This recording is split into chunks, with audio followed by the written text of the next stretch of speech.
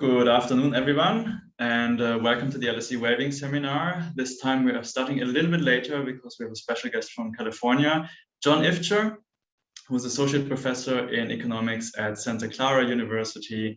Very happy to have him here. He's interested in decision-making on behalf of others, so paternalism, well-being and happiness, of course, and the impact of welfare programs. I looked up his website, and he has also recently looked at the impact of economics instruction, so being taught economics and what that does to you, and particularly trying to answer the question whether studying economics makes you selfish. And I think the answer is actually yes. I think that's what you found out. We're very happy to have you on a different topic today, which is social preferences. And the title of your talk is Estimating Social Preferences Using Status Satisfaction, Novel Support for Inequity Aversion. John, we're very happy to have you here, and the floor is yours.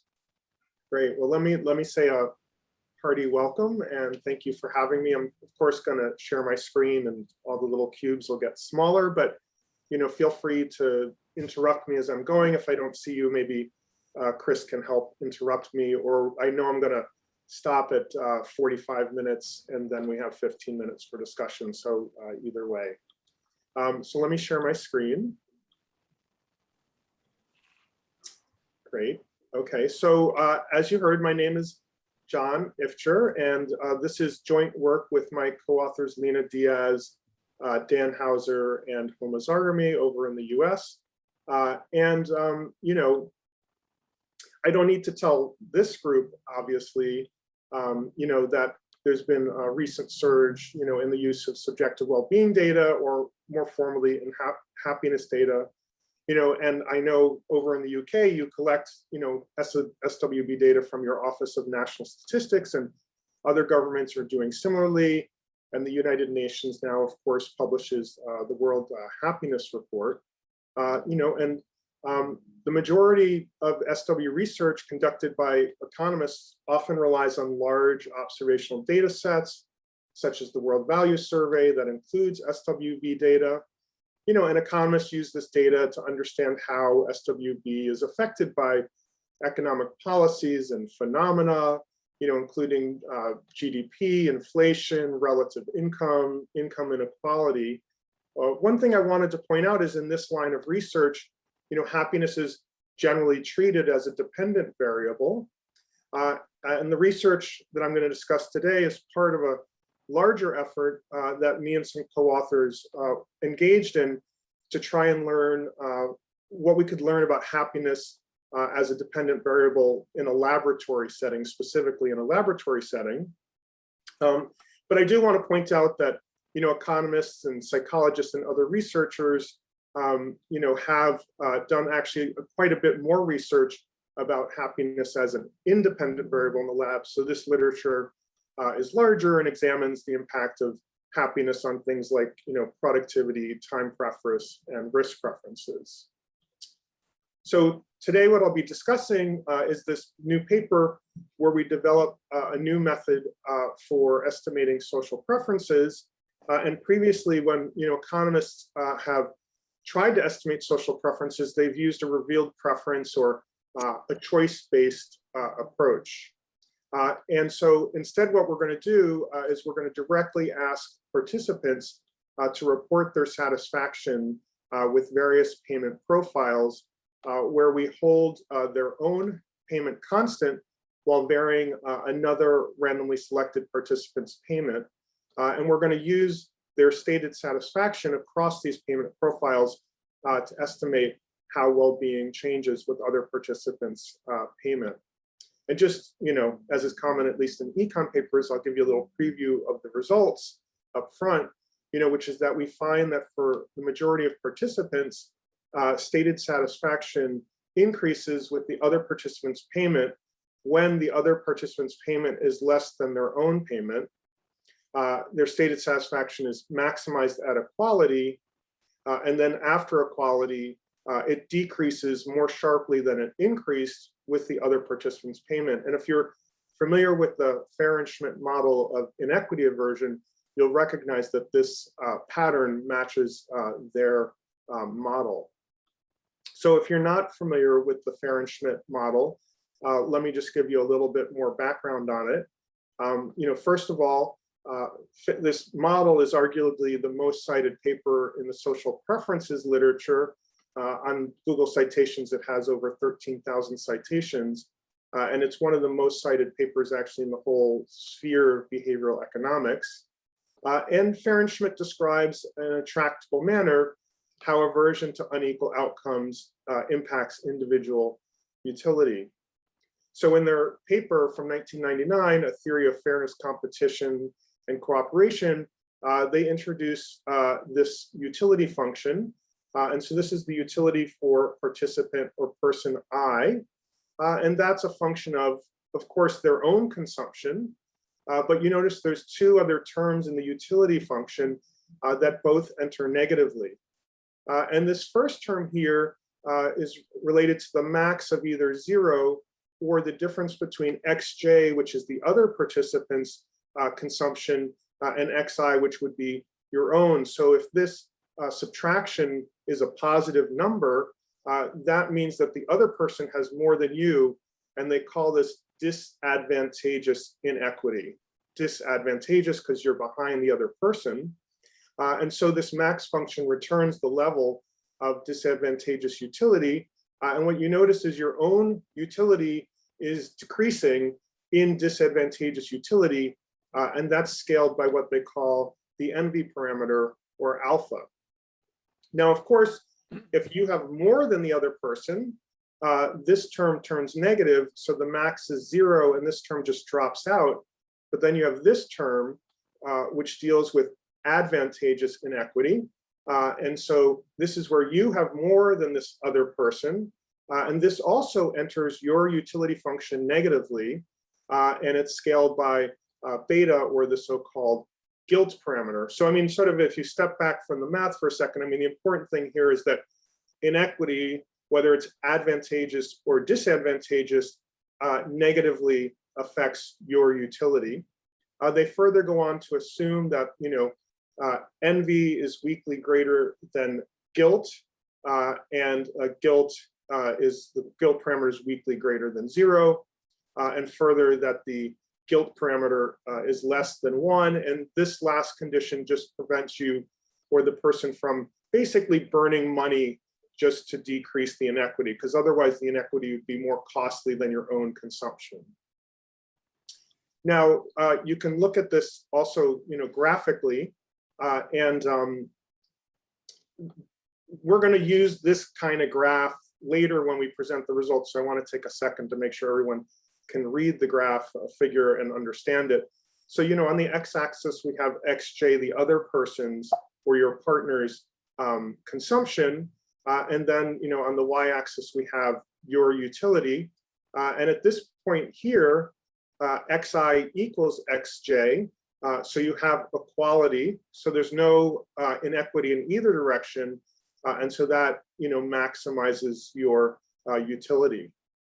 And then as you move towards the left, the other person's consumption is going down. So you have advantageous inequity. And your utility is decreasing in advantageous inequity. And the slope here is beta, or that guilt parameter. So you're guilty for having more than the other person. And then on the right side, you'll notice that xj is greater than xi. So the other person has more than you, and that's called disadvantageous inequity. And your utility is decreasing in disadvantageous inequity, and the slope alpha is, presumed or assumed to be greater than the beta parameter. So you dislike being behind more than you dislike being ahead, and so the envy parameter is assumed to be bigger than the guilt parameter. So the question is, of course, well, okay, how does that relate to our lab experiment? Again, we're trying to bring happiness research into the lab. That was the whole purpose of this partnership, again, where happiness is the dependent variable. We have another paper that's part of this team's work, which I'll mention at the end. So what we did is we designed this instrument, which we call the inequity list. And so the list displays 21 payment profiles. So payment profile, there's one right here at the top. If you get 20 and the other person gets 10, now they were told that this other person is a anonymously assigned random person in their experimental session. So people were paired up, but they didn't know who they were paired with. And you'll notice that for every payment profile, you always get 20. And there were actually 30 of them, but I just took an excerpt so you can't see the bottom here. And the other person's payment ranged from $10 to $30. Again, at the bottom here, you can't see it, in $1 increments. And every participant was asked to complete this in the role of I. By the way, we didn't use INJ with the participants. I'm just using it here for clarity, and report their satisfaction on a scale of 1 to 7. You can see here from extremely dissatisfied, moderately, slightly neutral, slightly satisfied, moderately satisfied, and extremely satisfied. Now, you'll also notice there's a number over here to the right of each slider that displays the current position of the slider to assist participants in rating their satisfaction accurately. And the sliders could be moved, back and forth an unlimited number of times, and the responses to the 21 allocations could be given in any order. And down here on the bottom of the screen, which you can't see because I took an excerpt, there's a OK button. And once a participant clicks that OK button, they cannot change their responses. Also, only final responses are recorded, and participants are required to provide an answer to each profile, so they can't skip anything. I also want to point out that each slider moved independently of the others. So responses were not required to be monotonic or increasing or decreasing. There was no required shape. So you can see in the example I gave here for the fourth profile, they could indicate a lower satisfaction than the allocation above or below. So, from 4.3 to 1.6 and back to 6.3. So, I just emphasize this point to clarify that we're not enforcing consistency with the Fahrenheit model or any other social preference model by restricting participants' answers in any way. And lastly, we emphasized in the instructions to the participants that there are no wrong answers. John, yeah. The Nietzsche part is asking, is the concept of Fair and Schmidt similar to loss aversion and prospect theory?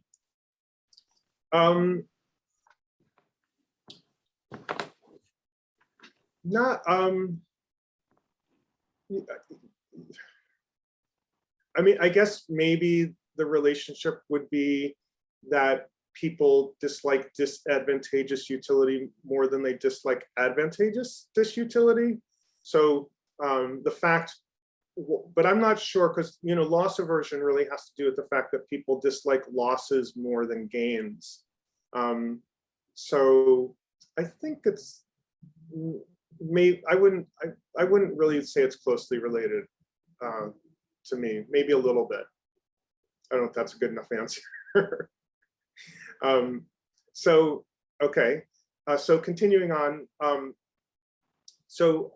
There have been previous attempts to estimate these alpha and beta parameters, and generally, economists have used laboratory games, a choice-based approach. And in these games, often the assumption that alpha is greater than 0 or beta is greater than 0 is actually imposed just based on the design of the game. And further, the majority of these papers estimate alpha and beta at an aggregate level. So they take an entire sample of responses and then estimate it. And in general, they do find that alpha, the MV parameter, is greater than the beta parameter. And more generally, they do find support for the Fair and Schmidt model. But there's only a handful of papers that attempt to estimate alpha and beta at the individual level for each subject or participant in an experiment. So, one example of this is a paper by Blanco and co-authors where they use an ultimatum game and a modified dictator game. And let me take a second, because maybe people in the Zoom are not so familiar with those two games. They're commonly used in behavioral economics. So in the ultimatum game, there are two participants. There's one who's called the proposer and one who's called the responder. And the proposer has a endowment. In the US, it's often $20 right now, but it could be $10, but let's say it's 20.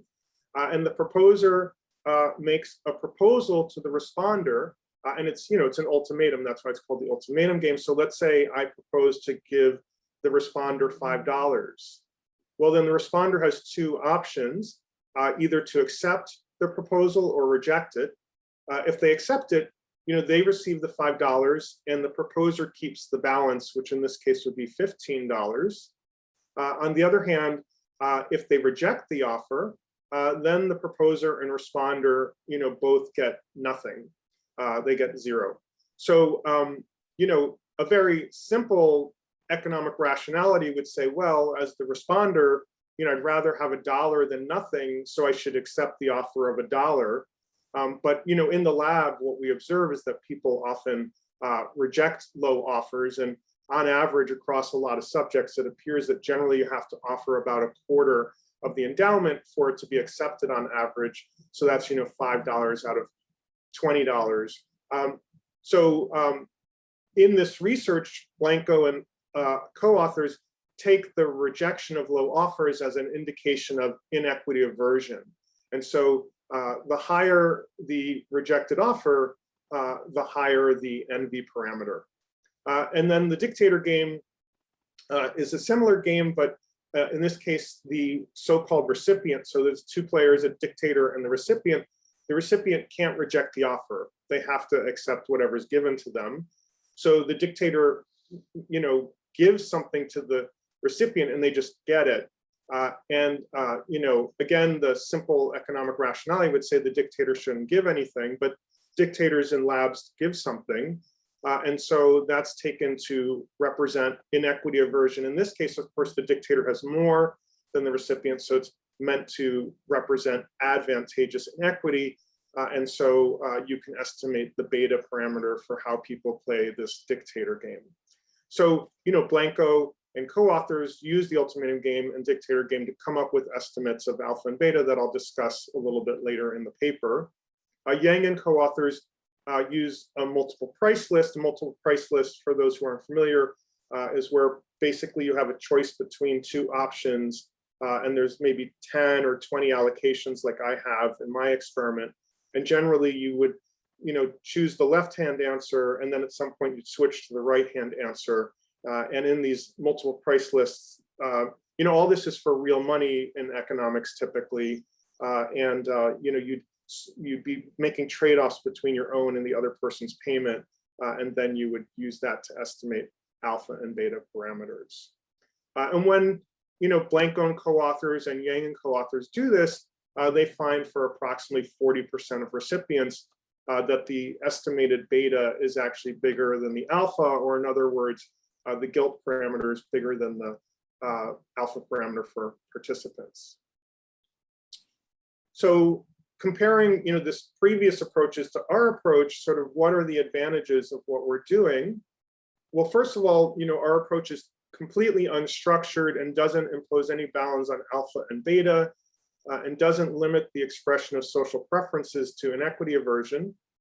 So for example, participants who are altruistic or social surplus maximizers, they would report satisfaction that increases with the other person's payment. So just an increasing satisfaction as the total pie goes up. So, if I get 20 and the other person gets 10, then the total amount given out is 30.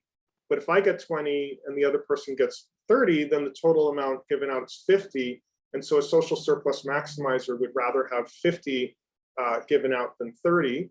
So for them, advantageous inequity is utility diminishing, but disadvantageous inequity is actually utility enhancing, which would imply a negative alpha, but a positive beta. And you can consider the sort of opposite type of person, someone with what's called, relative income concerns. This is someone who would report, satisfaction that decreases with the other participants' payment. So in other words, your well-being is declining relative to other people's increasing income.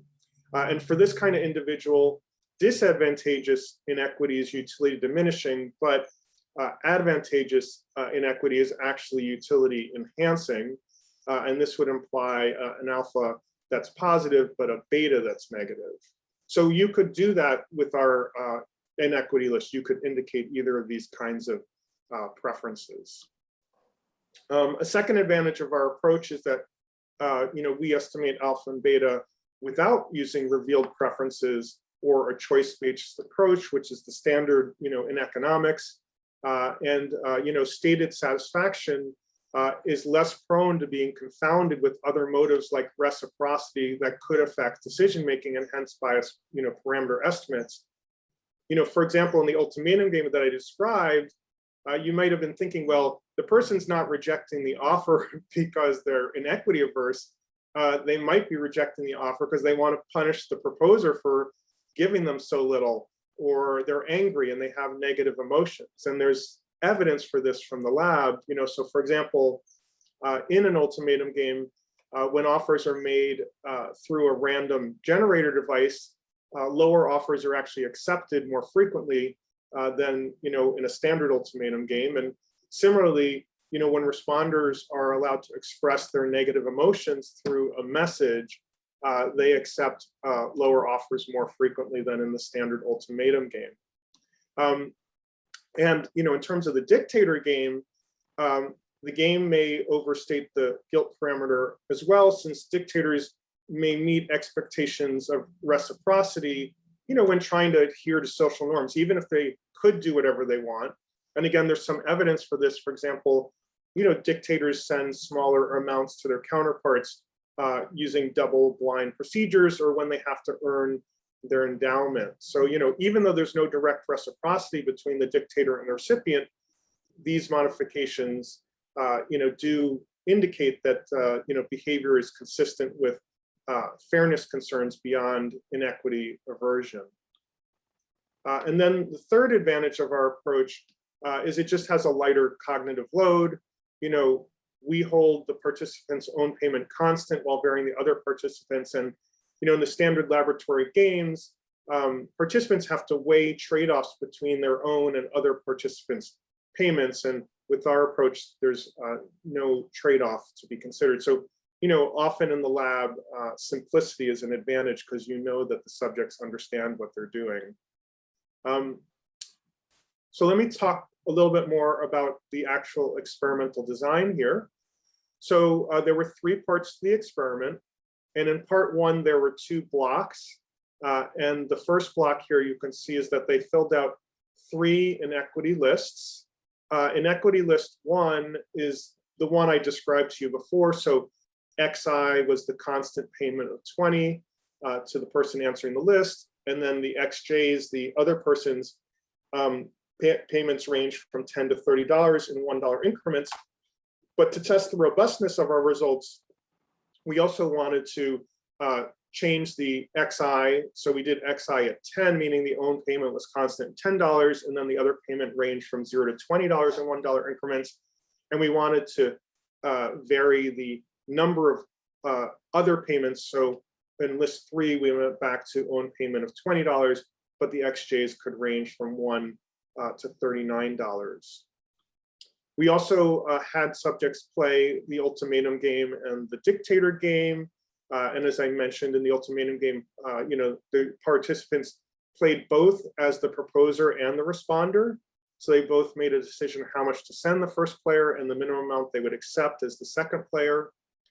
And then in the modified dictator game that we gave them, participants saw a list with 2 columns displaying monetary allocations between themselves and the other person. And the first column consisted of increasing levels of equality. So you could imagine like the allocations were 0 to me, 0 to them, 1 to me, 1 to them, 2 to me, 2 to them, 3 to me, 3 to them, all the way up to 20 to me, 20 to them. And then the second column was an allocation of 20 to the decision maker and 0 to the other person. So keeping all the money. And the decision participants made as dictator was the minimum amount equal where they would be willing to accept instead of $20. So maybe I'd accept $15.15 instead of 20 to myself and 0 to the other. So in other words, I'm willing to give up $5 to give them $15. Now, the two boxes or blocks, in block 1, people always did list 1 before 2 and list 2 before 3, and the ultimatum game before the dictator game, but we randomized the order between block 1 and block 2 of part 1, just to see if there were any order effects, which we didn't get. And then, in part 2, participants were asked to replicate their answer to list 1 to test whether their answers to the inequity list in the first part were meaningful and not random. Now, generally in economics, our laboratory measures are incentive compatible. We offer to pay people based on their answers, or at least we randomly choose one of the tasks and then pay them on it. So they're sort of, playing for real money. And obviously here in the lists, it wasn't incentive compatible in that way. So the logic, is that random answers should be more difficult to replicate than answers based on true preferences. Now, the payment for task 2 was based on accuracy. So for each profile, participants received 25 cents or a quarter if their answer in the second part was within a half of unit of their answer in the first part. And note that participants received instructions for this second part of the experiment only after completing the first part.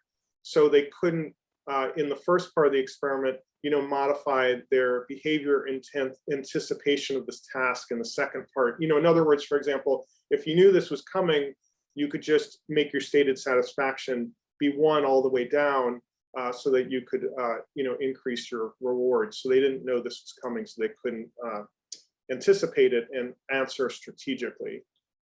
And then in part 3, they completed a questionnaire, and participants received, a $5 show-up fee, a payoff corresponding to one of the randomly selected tasks among the lists of games and tasks in part 1. So we just randomly chose one of those 5 tasks.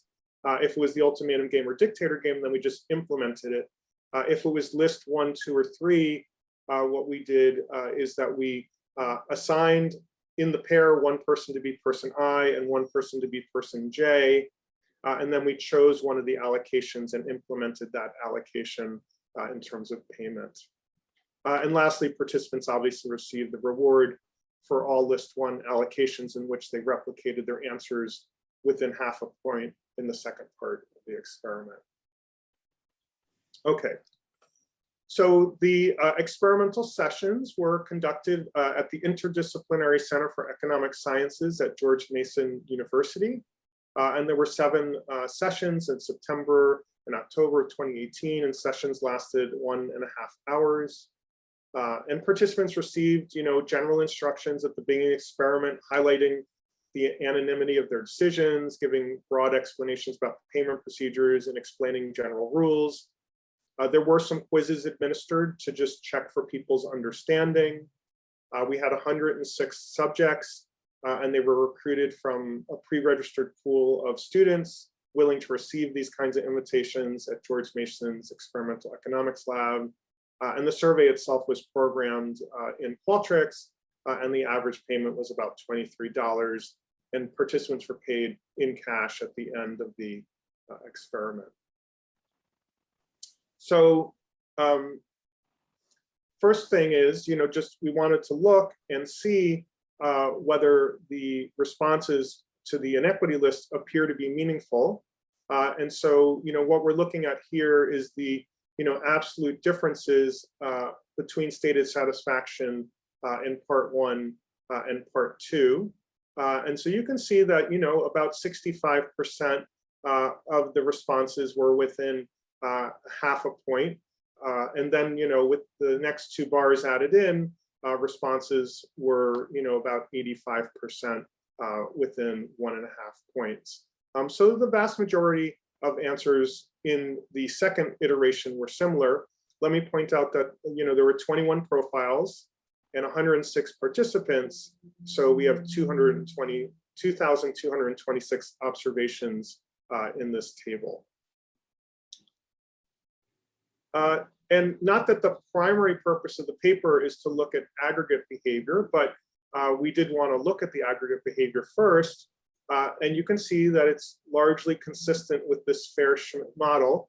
Again, we have a figure that's very similar to the figure that's I showed up front that I explained in some detail. And so on the x-axis, we have your partner's payment. On the y-axis, we have average standardized stated satisfaction. So we've standardized the stated satisfaction to mean 0, standard deviation of 1. And when the partner's payment is 20, you get 20. This is equality. And you can see that the stated satisfaction is highest with equality. And then off to the left here, we have advantageous inequity, because your payment's 20 and your partner's payment is less, so you have advantageous inequity. And you can see that, not perfectly linearly, but you can definitely see that people's stated satisfaction is declining in advantageous inequity. And then, on the right here, we have disadvantageous inequity. So in other words, your partner's getting more than you. And you can see that we have, again, decreasing pretty linearly stated satisfaction with disadvantageous inequity. And we did estimate a beta parameter of 0.06 and an alpha parameter of 0.2. And again, just to emphasize, our inequity list was completely, unstructured. And also, we did conduct, walled tests to see whether, alpha equals 0, beta equals 0, alpha is equal to beta, and beta is equal to 1, and all those tests were rejected. So in other words, this is consistent with the Ifcher model. But the real purpose of our paper was to think about individual behavior and, could we do better than the other papers in terms of estimating or estimating people's social preferences. So, we proposed the following definitions. Weak adherence to Ifcher is simply that the maximum level of stated satisfaction is reached at equality, regardless of whether it's reached at an unequal profile. And this fits within the Ifcher model because they use weak inequalities, here. And then, strong adherence is weak adherence plus this holds, meaning that basically beta can't be bigger than alpha. And what we found is that, for 80 participants out of 106, so 75, they weakly adhere, meaning they maximize their stated satisfaction at equality.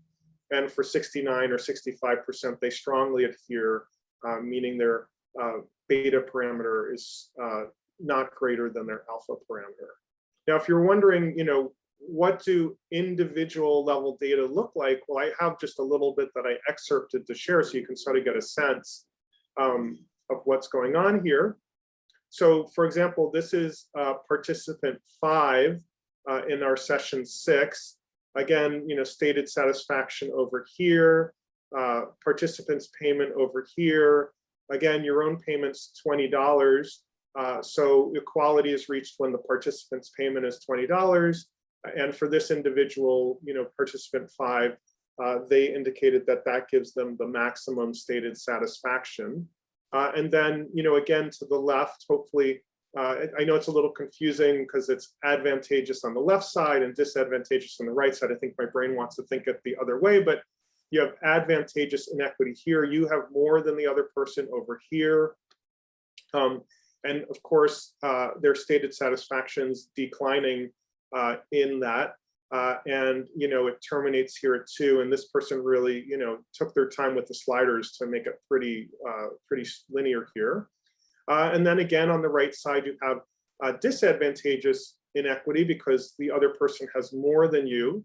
Not quite as carefully done linearly here, but, ends at a slightly lower point of 1. So, an indication that their alpha and betas are both large, but their alpha might be just a little bit larger. And that compares with this person 7 in session 3, who had a very different sense of inequity aversion, also fits within the parameters, but you can see that, for any allocation from the other person getting 10 all the way up to the other person getting 20 equality, they rated all of those 7.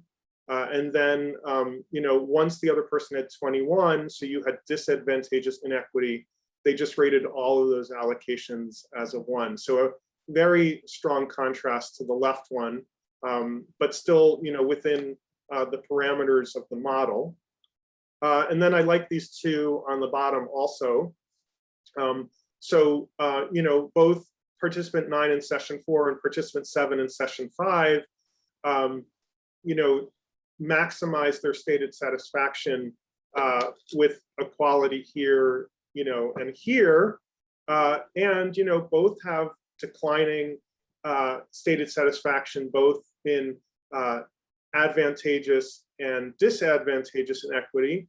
But obviously this person, it wasn't linear at all. It's very, idiosyncratic pattern, but it sort of stops here at 3.5, and over here it stops more like 2.5. So again, preferencing, advantageous to disadvantageous inequity. And person 7 here in session 5 is sort of interesting because they just put a very large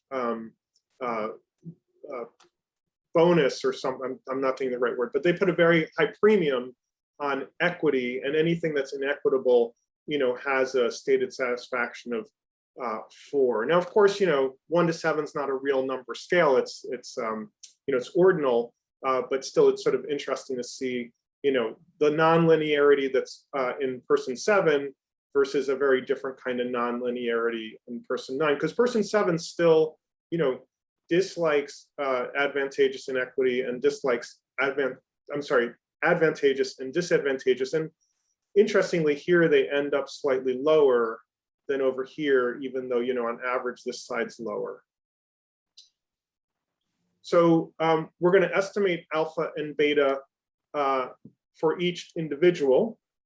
I realize I have about 5 minutes left. I think I'm in good shape here to finish up right on time. So we're going to estimate the equations below for each participant, for each list using ordinary least squares, but I'm only going to present the data for list 1 just due to time constraints. And just to point out that, X bar is the individual's own payment, which is fixed at $20 in list 1 for all allocations. And hence we use X bar, and it's a constant in both equations. XJK is the other person's payoff for allocation K, and there's K allocations. And alpha I and beta I are calculated as the marginal effects of XJ on satisfaction. So this top equation, you notice, is if XJ is less than X bar. So this is when you have advantageous inequity. So this is the alpha parameter.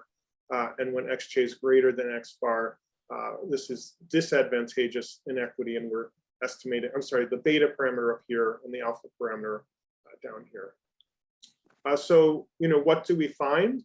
Well, for those who weakly adhere to the fair Schmidt model, so that's 80 of our subjects, we get the following. On the left, we have the alpha parameters. On the beta, on the right, we have the beta parameters. This box is an interquartile range, and this bar here is the median. The larger bar is the mean. So first, I think the first takeaway here, is that the alpha parameters are larger on average than the beta parameters, by quite a bit. Also, interestingly, you'll see that a lot of people had beta parameters that are 0. So, in our data, there's a lot of people who, don't have a declining utility when they have advantageous inequity. And you can see that these orange circles go into the first quartile. So this, what I can tell you is that this is more than 25% of the respondents had a beta of 0. And, we run some statistics, which show that, alpha isn't equal to 0, beta isn't equal to 0, beta isn't equal to 1, and then alpha is greater than beta. So, following the Fair-Schmidt model. And then, I mentioned before that using Blanco's method and using Yang's method, they got a good number of reversals. Again, reversals are where you get a smaller alpha than the beta. So we got a smaller, percentage of those reversals than they did. Again, more agreement with the Fair-Schmidt model.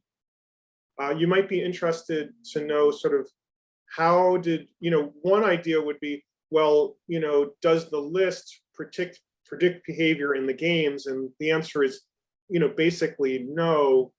So on the left, we have the alpha parameter. On the right, we have the beta parameter, guilt.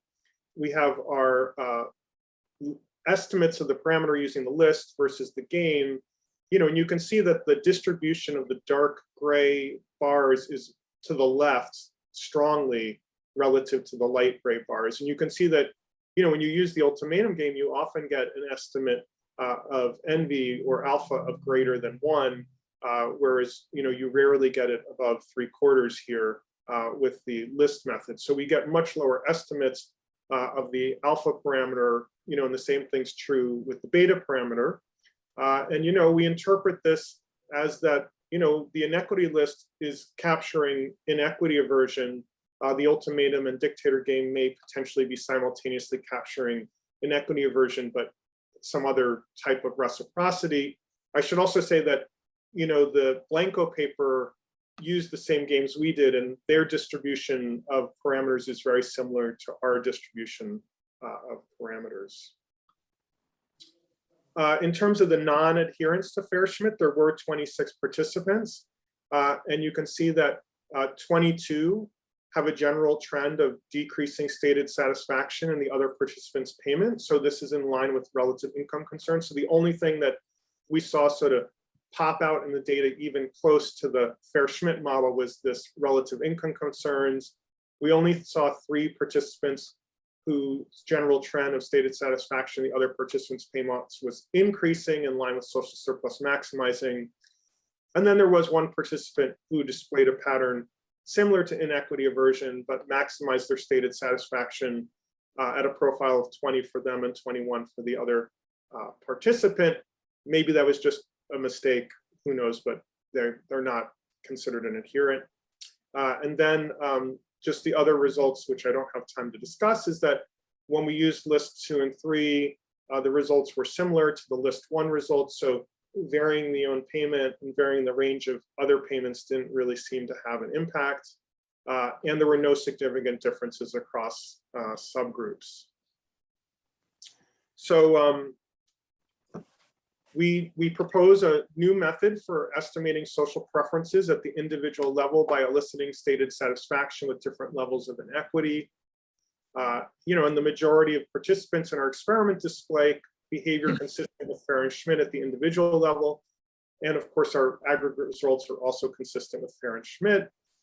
And lastly, we'd like to suggest that, I'm sure I'm talking to people in this group who would agree that stated satisfaction, can be used as a complement to choice-based measures, not only to measure, social preferences, but to measure other preferences that economists and others are interested in, like risk, and time preferences.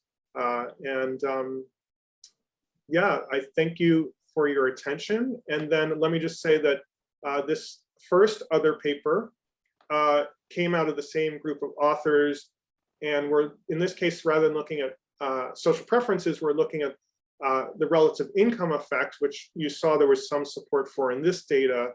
And in this paper, what we do is we conduct an online experiment in which we measure the impact of an exogenous relative income shock on subjective well-being.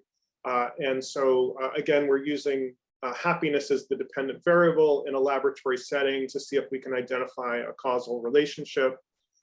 Then lastly, me and some other co-authors recently wrote a chapter in a handbook for happiness in the lab, what can be learned about subjective well-being from experiments.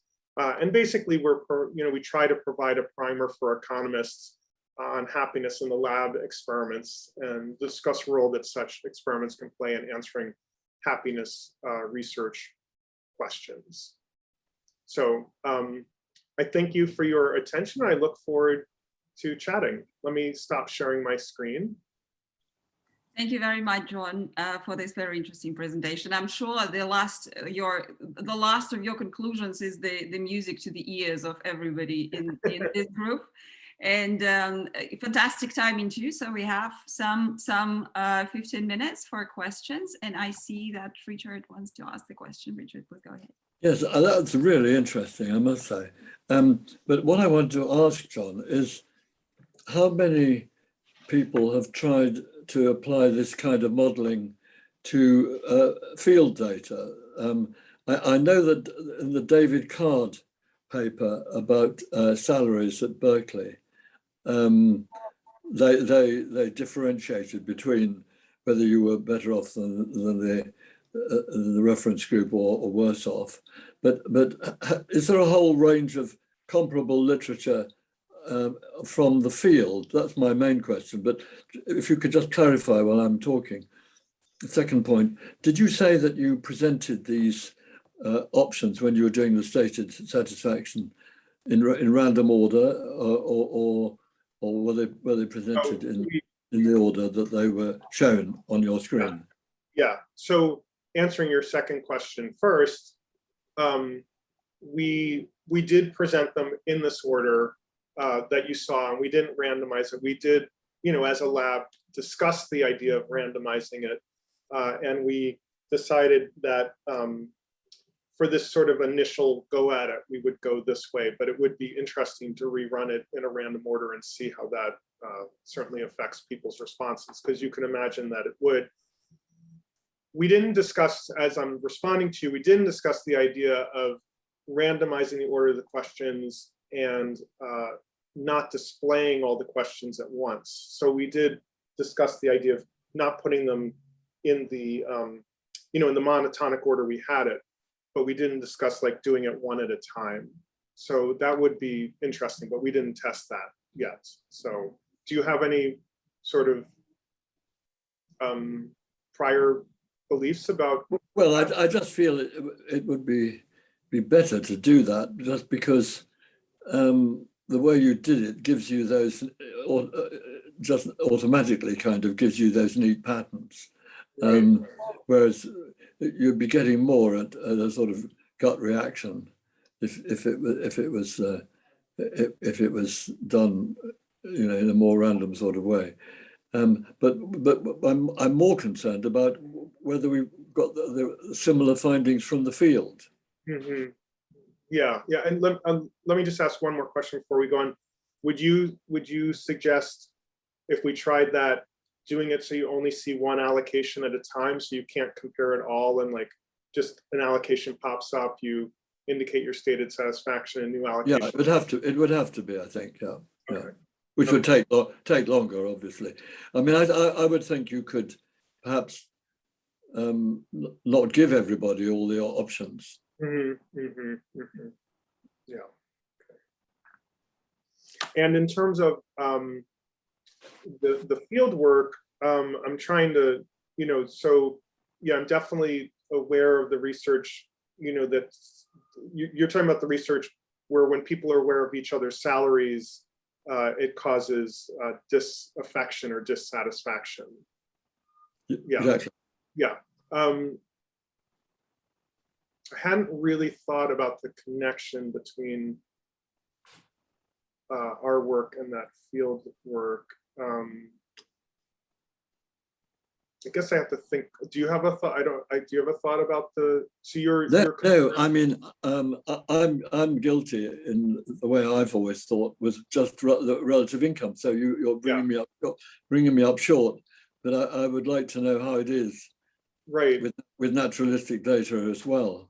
Mm-hmm, mm-hmm. Yeah, I mean, what's interesting is in that other paper that I put up at the end, the relative income paper, in that paper, we had a laboratory setting, and I don't need to tell you that a a lot of happiness research doesn't always quite meet the bar of causation, and this is something I think, as happiness or well-being researchers, at least economists, we need to really endeavor to, do. In that relative income paper, we had a very, very simple setting where we paired people up, and you and the pair either got 2 points, 2 10 points, 10 2 points, or 10 10 points. So you and the pair, right? And then the way we did the comparison is, well, if I got 2 points and my partner got 2 points, and then someone else got 2 points, but their partner got 10 points, we called that, a negative. Then you had negative relative income because the person who got 210 had less, but everyone got 2. But then the person with the 210, their partner got 10, but 2. So that was the comparison we were doing. That was the exogenous relative income shock. And we went into it. We called the paper the relative income effect because we thought we were going to find that people actually, preferred to get 10 when their partner got 2, as opposed to 10 10, because that's what the relative income effect would say, right? But we found that people actually did not like that outcome very much. In terms of their, stated satisfaction. So we have both these pieces of evidence, which are completely lab-based, obviously removed from reality, which is your concern, where we don't find evidence that people like being richer than other people, or they like having higher income.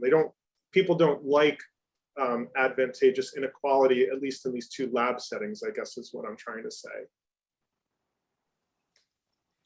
Even though I'm aware of the evidence from the field that says otherwise. I've got another question, but let's have somebody else first. Yeah. Okay, let me if I don't see any hands raised in the audience, I have 2 rather quick ones. I was curious whether in your second list where you include 0, you get something different on giving your partner $0 instead of some amount of money, because I'd assume there would be some non-linearity at the tail. Do you see something around there? The answer is I don't know. I don't remember well enough to answer off the top of my head, but I certainly take your point, and that does make sense that there, someone might have a negative feeling about giving 0 to someone else. So let me write that down. I'll look at that. Yeah. And another thing I wanted to ask about. So you show that there are different estimates with data and the other game. Could it be? I didn't quite get that. So in the dictator game, the total sum is fixed. So if I give you money, it means that I'm going to get less money, or it's not necessarily the case. So in a traditional dictator game, yeah, the total surplus is fixed at the endowment. But in this modified dictator game, the way we did it is that, and we were following Blanco, the other authors, is that the total endowment was not fixed because, in the left column, there was equal allocations of like 0, 0, 1, 1, 2, 2, 3, 4, 4. So on the left side, the total surplus is going up as you go down. And then on your right-hand choice, it's 20 for me, 0 to the other person. So the right-hand side's always 20. So, someone who's again, a social,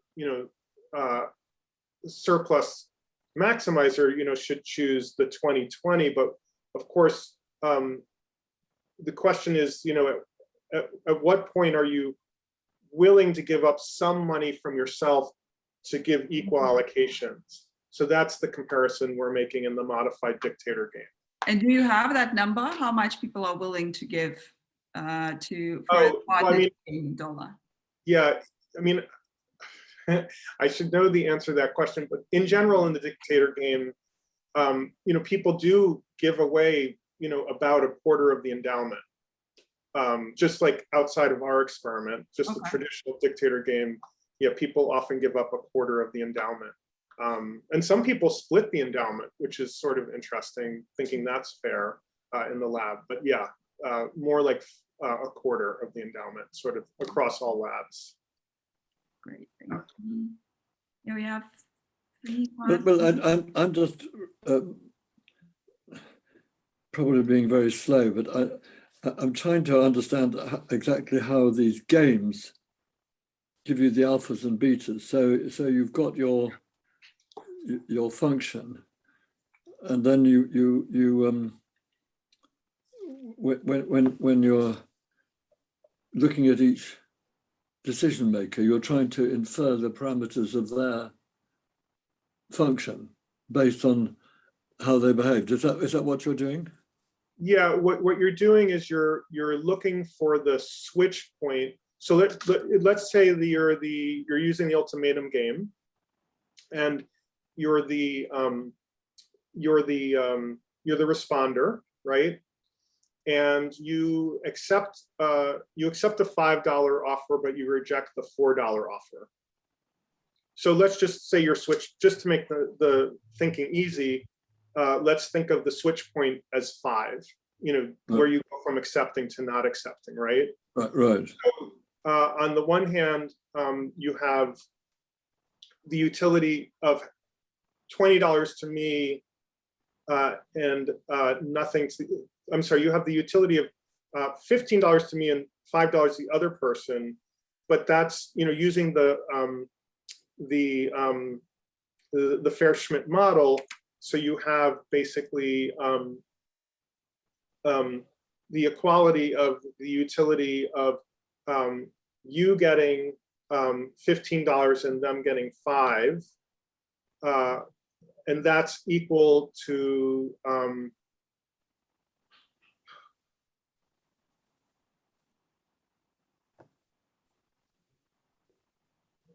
you're finding a point where the utility for 2 different outcomes is equal.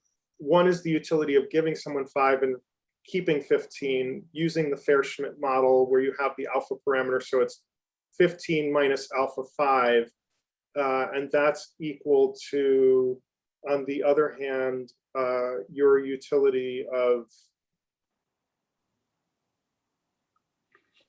But don't. And I get the general idea, Yeah, but so are the results sort of averaging across all participants?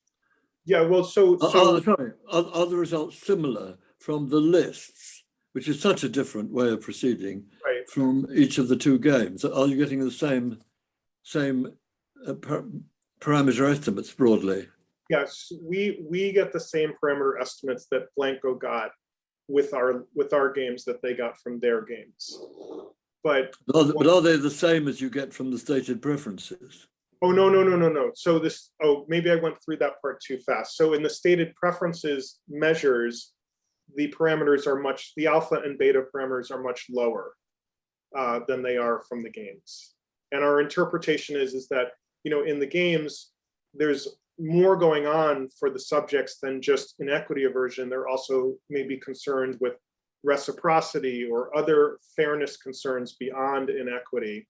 And they're implementing that. So, so while I can't do the math verbally right now, I've done the math, but in general, like just taking the responder in the ultimatum game, the more money you need to accept the offer, the higher your alpha parameter is, because if you only reject offers, let's say that if you reject a $2 offer but you accept a $3 offer, then the model says, the ultimatum game says, you don't have a lot of inequity aversion because you're willing to accept $3. Now if you would only accept a $6 or $7 offer, then you have much more inequity aversion because you're going to reject the $6 offer, right? So that's the interpretation, is that the more you reject, the more you're envious, and you're only rejecting the offer because you're envious. And what we're saying is, well, you're not only rejecting the offer because you're envious, you're also rejecting the offer possibly because of reciprocity or other fairness concerns. You have negative emotions, things like that. So in other words, what we're finding is, not surprisingly to me, like our alpha parameters in the list are much lower than the alpha parameters you get from using the ultimatum game. Right. Thank We you. stripped out like the reciprocity concerns. Right, right. I get it. Thank Yeah. you.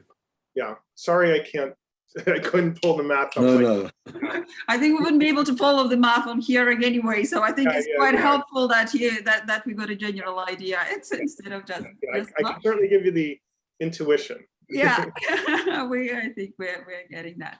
Thank you very much, and we're unfortunately out of time. Thanks again, John, and thanks everyone for joining.